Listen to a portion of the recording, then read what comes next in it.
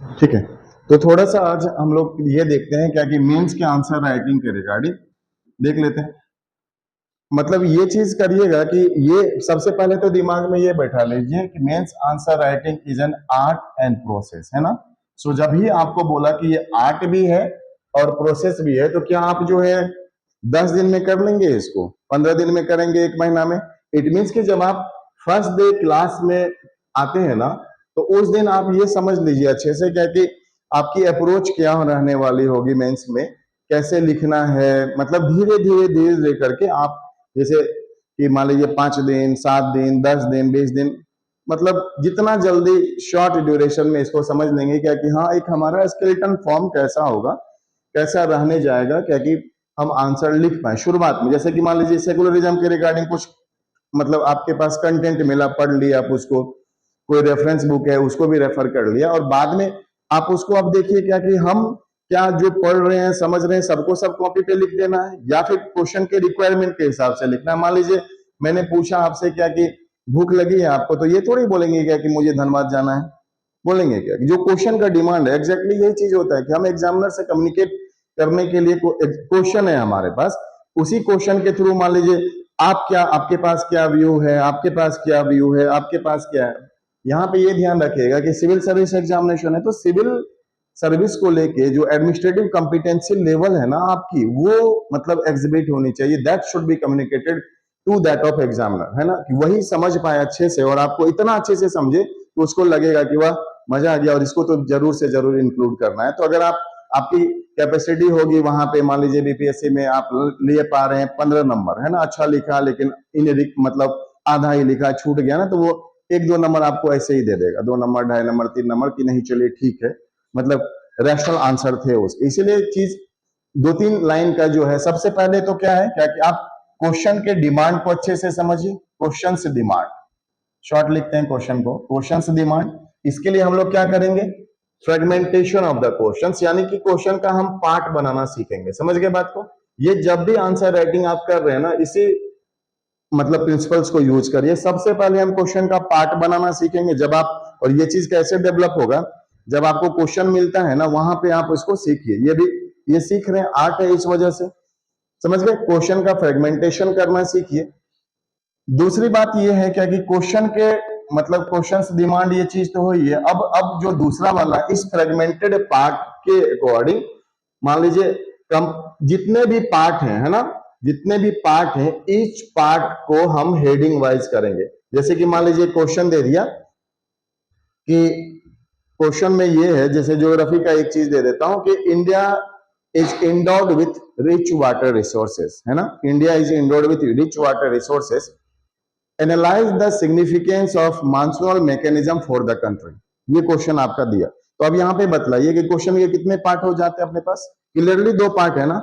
एक जो आपको एक एसर्टिव वाले जो एसर्शन वाला जो सेंटेंस है, जिसमें कि India is endured with water rich resources, है ना, तो ये वही आपका क्वेश्चन है, क्वेश्चन का पार्ट है। तो उसके रिगार्डिंग मान लीजिए यहाँ पे हम फ्रेगमेंटेशन की पहला पार्ट में हम यही जो इंडिया इज मतलब what India as water rich resource country, है ना, ये हेडिंग दे देंगे, उसके पॉइंट में लिखेंगे। यहाँ पे क्या है कि अब आप इस पॉइंट्स को मतलब कैसे रैशनल बनाते हैं, सो दैट कि वो लगे क्या कि हाँ बिल्कुल वैलिड है, साइंटिफिक आंसर निकल के आए।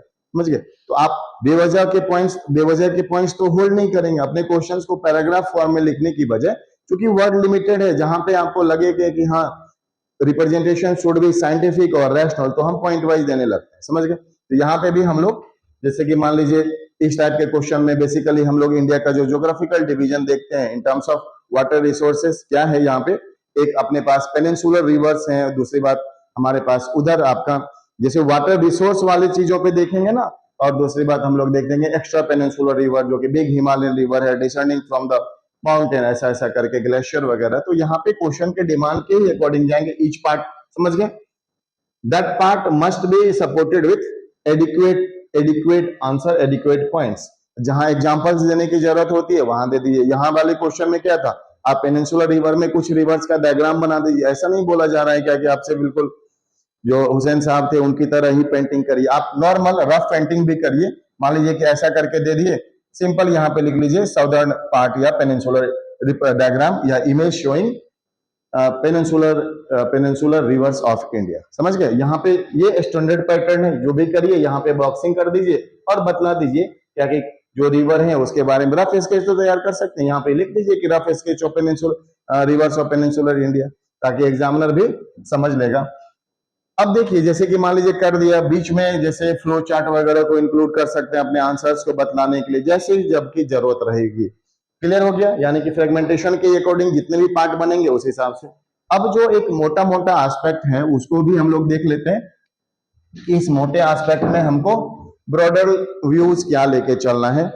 पहला है कि मान लीजिए अपना कोई भी आंसर का 3 पार्ट होता है। इंट्रोडक्शन, आप कितने वर्ड कंज्यूम करेंगे, ये देखिए मैंने क्या बोला, क्या कि जो अपनी आंसर राइटिंग अप्रोच होती है ना, वो इन्वेस्टमेंट मॉडल से इंस्पायर रखी है उसको। इन्वेस्टमेंट मॉडल मतलब क्या कि आपके पास अगर 1 करोड़ रुपए हैं तो क्या आप बेवजह उसको इधर से उधर खर्च करते चलेंगे, या फिर आप अगर एक ट्रू बिजनेसमैन हैं तो ऐसा नहीं है कि 10,000 रुपए आप यूं ही खर्च कर देंगे। आप देखेंगे चीजों की, जो आपके पास जो सिनेरियो बनेगा उसकी रैशनैलिटी को आप चेक करेंगे, वैलिडेट करेंगे, तभी जाके आप कहीं ना कहीं इन्वेस्टमेंट करेंगे। तो यहाँ पे भी क्या है, जो आप वर्ड यूज कर रहे हैं ना, that should be based on your investment model. तो इंट्रोडक्शन में हम लोग कितना वर्ड कंज्यूम करेंगे, 10 से 12% of the total word limit. ठीक है, फिर मेन बॉडी में कितना वर्ड करेंगे, यहाँ पे अभी छोड़ दीजिए इसको। कंक्लूजन में करेंगे, कंक्लूजन में हम लोग चीजें रखते हैं सेम 10 to 12% ऑफ। यहाँ पे देखिए इंट्रोडक्शन जो हम लिखेंगे ना, ये तो आपके वर्ड के अराउंड है, लेकिन इंट्रोडक्शन में इंक्लूड क्या हो जाएगा, ये हो जाएगा holistic aspect of the question. Holistic aspect of the question, question के जितने भी है ना गिवन क्वेश्चंस, जितने भी पार्ट हैं उस पार्ट का एक एसेंस तो निकल के आता होगा ना, उस पार्ट का एक एसेंस निकल के आएगा, तो उसके बारे में लिख लीजिए आप। या अगर नहीं समझ में आ रहा है कुछ, तो बेस्ट वे ये होता है कि just write down around central theme of the question. समझ गए? अगर कुछ नहीं आप होलिस्टिक एस्पेक्ट नहीं सोच पाए, यानी कि ये वाला वर्जन कब आपके पास डेवलप हो पाएगा, जबकि आप रेगुलर मेहनत करते हैं, क्वेश्चंस को रेगुलर पढ़ते हैं। 1000 क्वेश्चंस को आपने पढ़ा, 1000 क्वेश्चंस की प्रैक्टिस की है आपने बिफोर मेंस आंसर राइटिंग, तो क्वेश्चन देखते ही समझ में आ जाएगा कि आपको इंट्रोडक्शन में क्या लिखना था। समझ गए ना?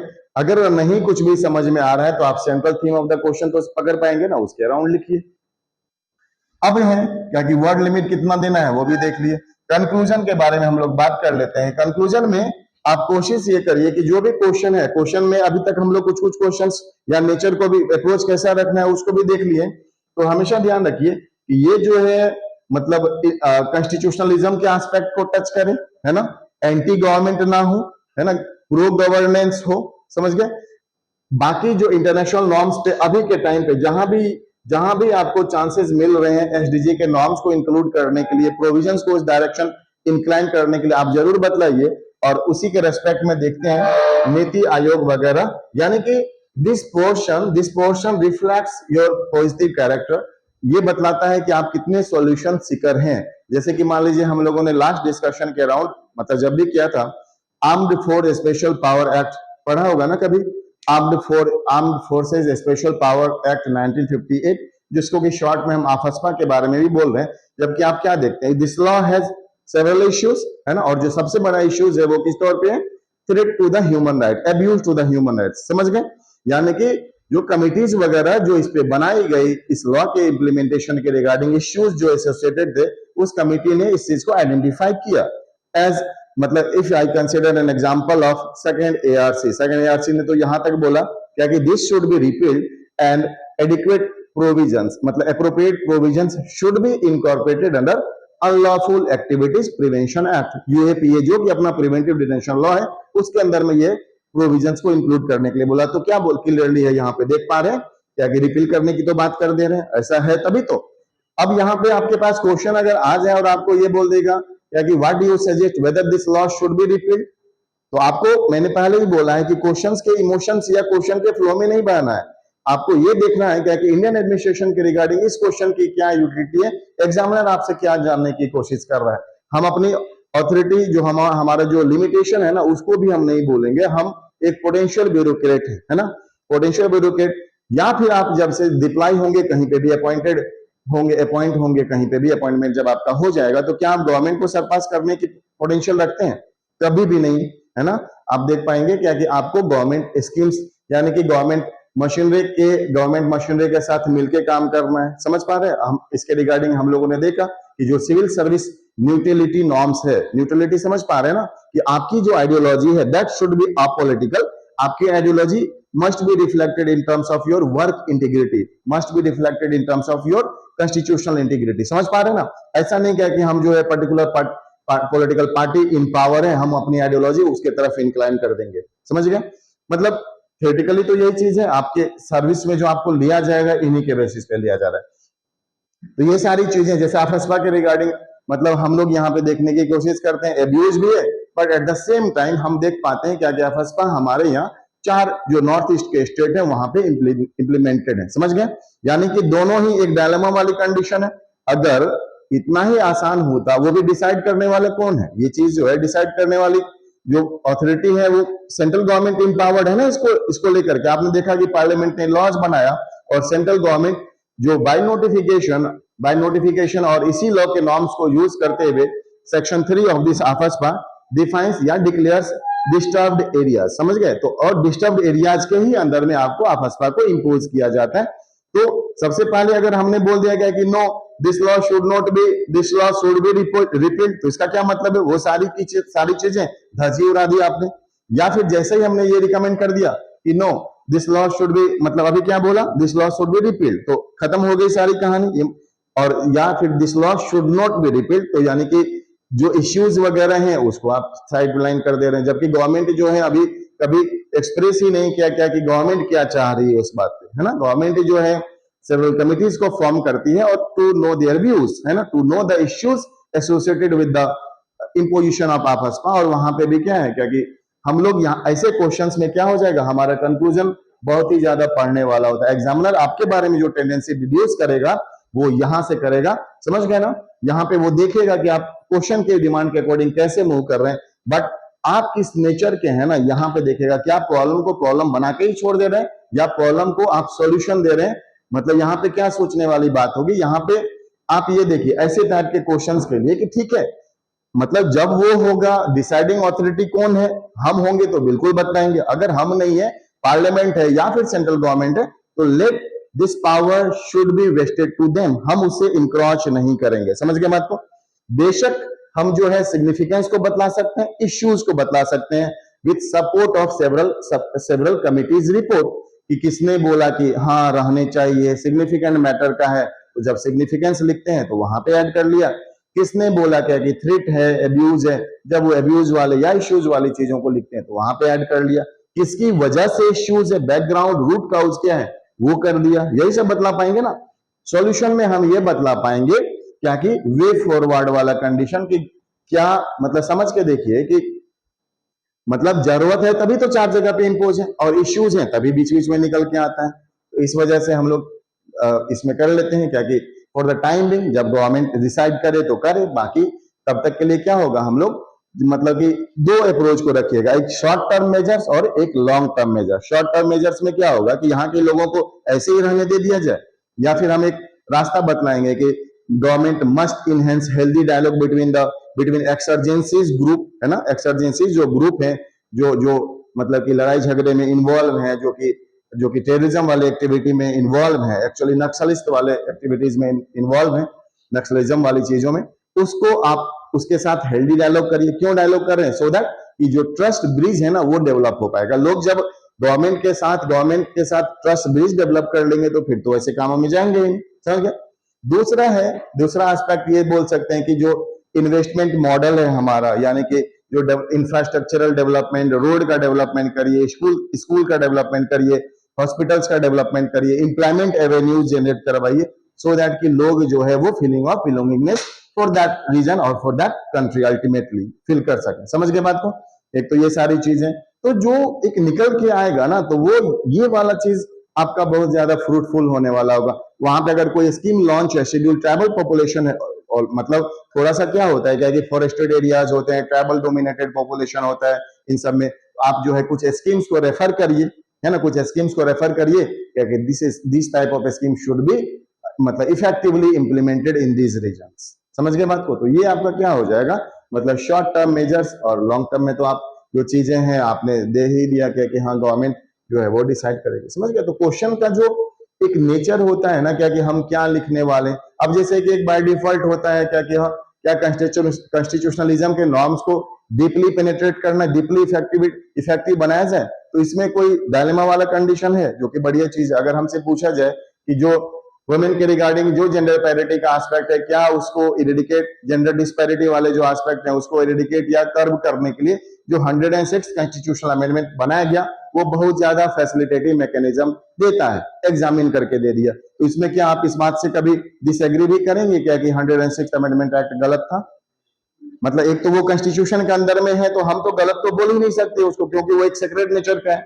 समझ गए ना बात को? हाँ, देर देर कंडीशन इज दैट कि अगर इश्यूज है ना, जैसे मान लीजिए क्वेश्चन के नेचर को दे दिया एग्जामिन करके, तो यस उस वक्त जब ये चीजें आई थी ना तो issues associated as highlighted by the few political expert, आप नहीं बोल रहे। समझ गए ना बात को?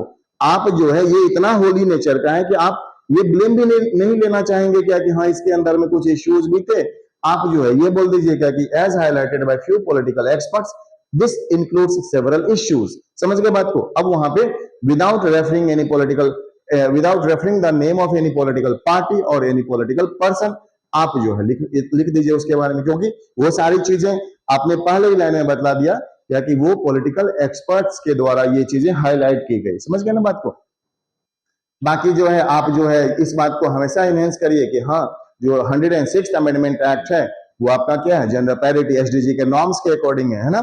समझ गए सारी चीजों को? तो इसलिए आप ये देख पाएंगे कि जो अभी का टाइम है वहां पे हमारे पास गुड गवर्नेंस का नॉर्म्स है ना, गुड गवर्नेंस का नॉर्म्स हो गया, एसडीजी के जो पैरामीटर्स है 17 goals and 169 ancillary targets, at least 17 goals जो हैं वो हमारा टिप पे होना चाहिए, हमारे टिप पे होना चाहिए 17 गोल्स, सो दैट कि मान लीजिए वी में अलाइन ऑल दीज आंसर्स या all these conclusion with the in short with the goals of SDG, है ना? जैसे मान लीजिए एजुकेशन पे अगर आ जाता है क्वेश्चन तो एसडीजी 3 का कर दिया, है ना?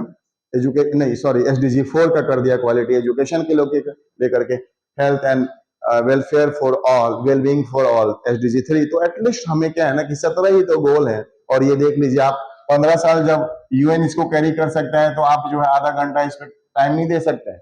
एक बार दे देंगे टाइम या 10-10 मिनट रोज टाइम दे देंगे, 5 दिन के अंदर में तो मेमोराइज हो जाएगा। अब फायदा इसका इतना बड़ा होगा कि आपके पास जिस भी टाइप का, ऐसे में तो बहुत ज्यादा एप्लीकेबिलिटी का होगा, एप्लीकेबल नेचर का होगा। अब समझिए क्या कि हम जो करंट ऑनगोइंग सिनेरियो है, अगर कोई आंसर अगर इस टाइप का आता है, कोई क्वेश्चन का स्कोप ऐसा लिखने को आता है और हम इन सब बातों को इग्नोर करके लिखेंगे तो मार्क्स आएगा कभी? पता लगा ट्राइबल डेवलपमेंट के बारे में या ट्राइबल वेलफेयर के बारे में क्वेश्चन, हमने एक भी स्कीम का जिक्र किया ही नहीं, कभी आएगा आंसर? कभी मार्क्स आएगा? कभी आ ही नहीं सकता है वो।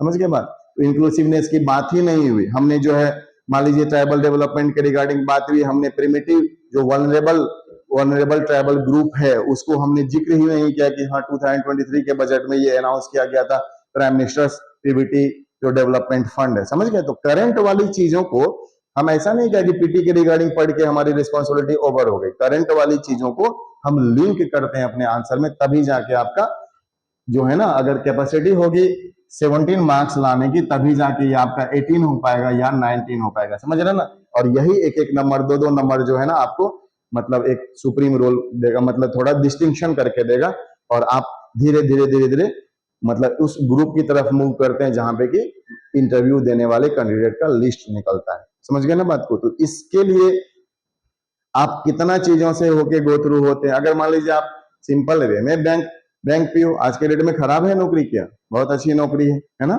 मतलब हाँ उनका ड्रीम अलग है कि वो बैंक की सर्विस करना चाहते थे, फाइनेंशियल रिस्पॉन्सिबिलिटी कंट्री की वो उसका पार्ट, उसका रोल प्ले करना चाहते थे, that's why they opted for this.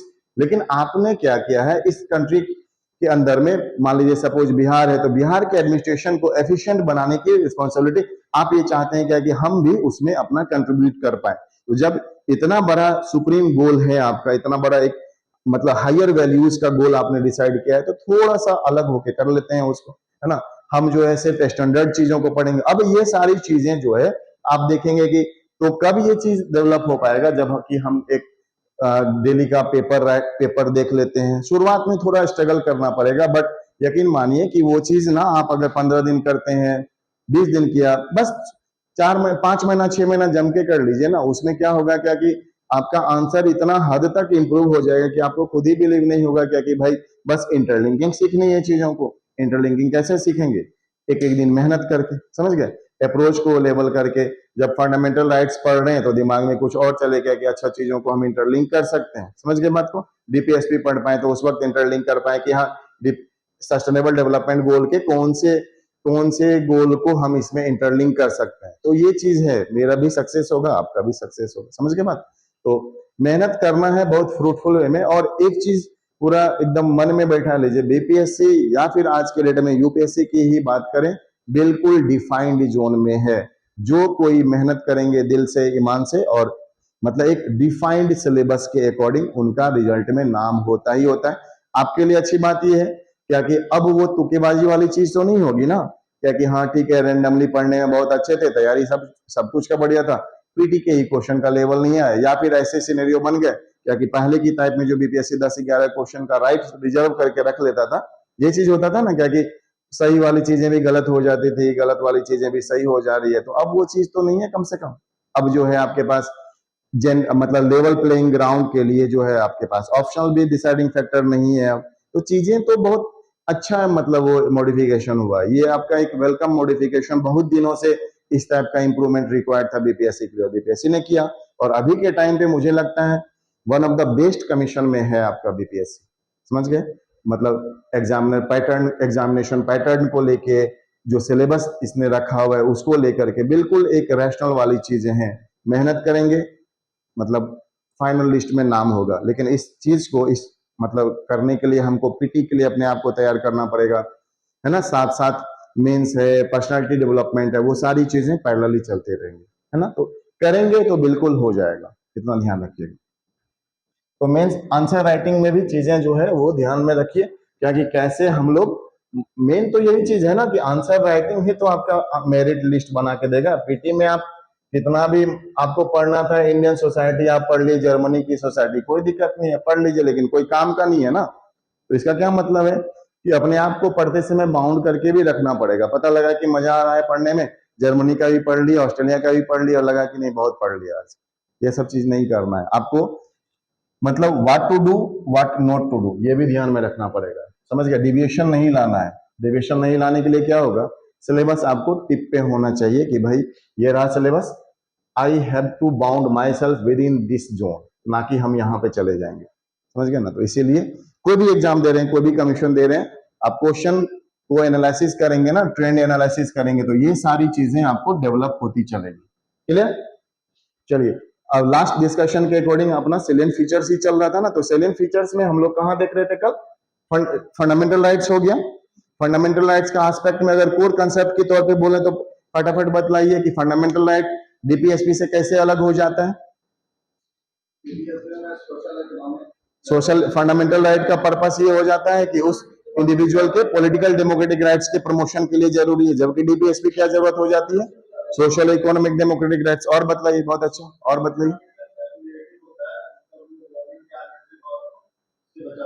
Fundamental right है ना, फंडामेंटल राइट्स जो है वो मतलब इंडिविजुअल्स को प्रोटेक्ट करता है फ्रॉम द टायरनी और authoritative nature of the state, यही है ना? जबकि वो डीपीएसपी क्या करता है कि गवर्नमेंट के लिए एक असर्टिव वाली चीज है, गाइडलाइंस है, एडवाइजरी गाइडलाइंस है, समझ गए?